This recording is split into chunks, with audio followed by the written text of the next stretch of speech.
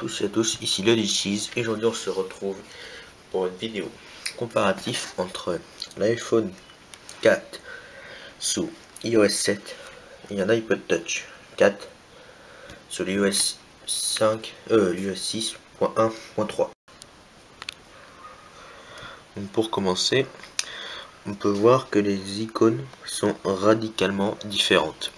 Donc que ça parte de messages, un appareil photo passant par Facebook, par kiosque qui n'est pas ici, notes, tout a vraiment changé, même les dossiers ont changé. Donc on va faire un petit point là-dessus. Donc déjà on peut voir que les icônes sont plus plates, les couleurs sont plus vives, plus sympathiques. Donc on va aller dans les réglages et là on va voir directement que voilà, ce qui change directement, c'est que celle-là est beaucoup sur fond blanc. Celle-là on dirait qu'il y a un espèce de papier peint en dessous, pas très joli, mais enfin bon, voilà. Donc voilà comment on peut vraiment les comparer les deux, les OS en tout cas. Donc ça, donc après on peut voir sur, je sais pas si on va le voir, on le voit pas, mais la trotteuse de l'horloge sur l'iOS 7 n'est pas fixe comparé à l'iOS 6. Donc là c'est pareil, on voit pas très bien. Mais bon, en tout cas voilà, ça a changé. Donc l'icône FaceTime pardon, a changé. Quand on avait un espèce de pierre assez moche, hein, très clairement. Alors maintenant c'est une caméra blanche sur fond vert, très jolie. Donc maintenant on va voir les dossiers. Donc là on peut voir déjà le contour du dossier. Et là on avait un petit bord en alu, là il n'y a plus rien et l'animation a complètement changé.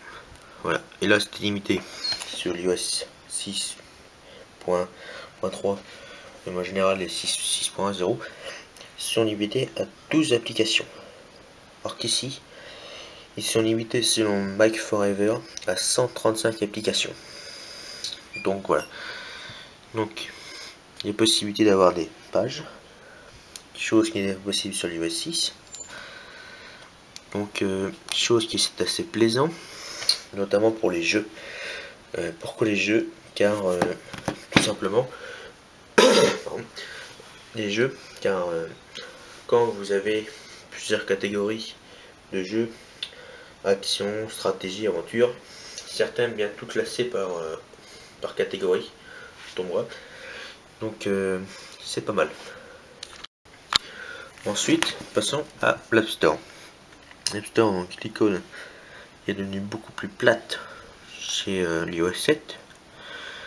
Donc on va l'ouvrir. Donc là on peut voir directement, voilà, la sélection a changé. Donc on va aller en bas. On va voir si on baisse la luminosité encore, on verra mieux. On voit bien mais on voit. Donc ça ne va pas. Là. Donc on va aller sur la sélection. On peut voir que la sélection a changé littéralement l'icône. La sélection a pris l'icône de classement comparé avant. Donc voilà.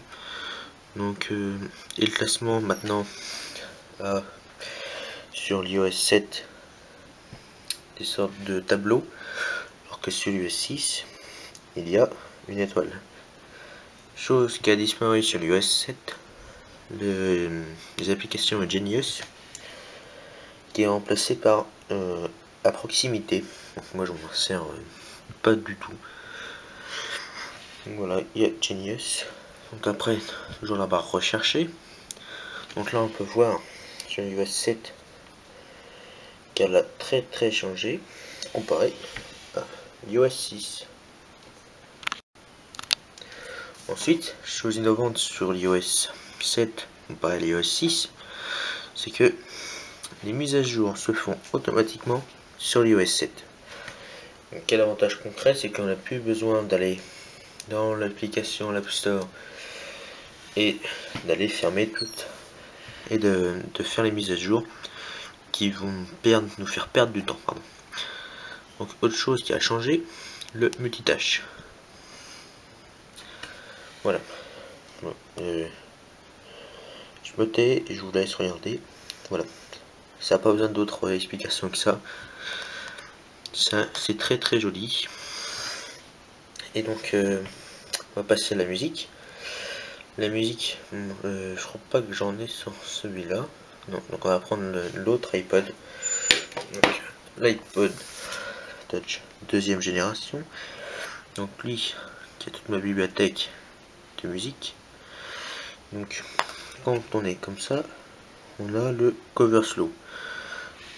Donc d'Apple, très sympathique, mais parfaitement inutile. Alors que si, maintenant, nous se mettons comme ça sur le 7, on a l'interface de macOS en termes de jaquette. Donc pareil, ça c'est très joli, plus sympa que le cover slow de l'ancien temps. Donc après, on peut aller faire un petit tour dans l'appareil photo. Donc on va reprendre celui-là. Donc pour l'appareil photo, déjà l'icône a carrément changé, très clairement. Et là, on peut voir que voilà, pour switcher de vidéo de photo à vidéo, il suffit de faire ça sur l'iOS 7 et ça sur l'iOS 6. Et maintenant, donc, j'ai lâché l'iPod. Maintenant, on peut zoomer normalement. Voilà. Bon, chose qui n'était pas possible avant sous iOS 6. On va vous montrer ça. Voilà. Donc, pas possible. Donc, voilà. Donc, passons maintenant à l'application météo que moi je me sers très très souvent. Et là, donc on va pas se mettre là. On va pas se mettre on va se mettre là. Donc là, on voit déjà très clairement que ça est beaucoup plus clair.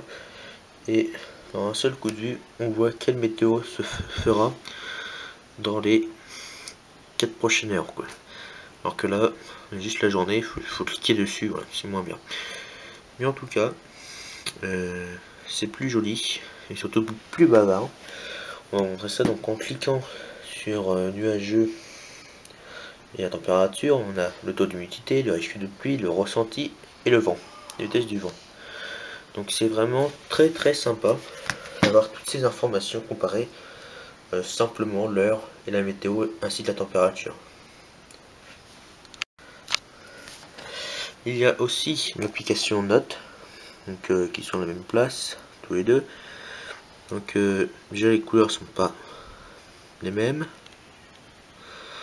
Donc on va faire nouvelle et là voilà. Donc voilà, donc là c'est tout blanc et là c'est tout jaune, on dirait un bloc-notes voilà, qui a vieilli, c'est pas super joli. Donc là remarquez bien le clavier sur iOS 6 et regardez maintenant le clavier sur iOS 7 ainsi que la nouvelle interface qui est très très jolie. Donc voilà, c'était tout. Merci de nous avoir suivis. C'était Uddities, merci.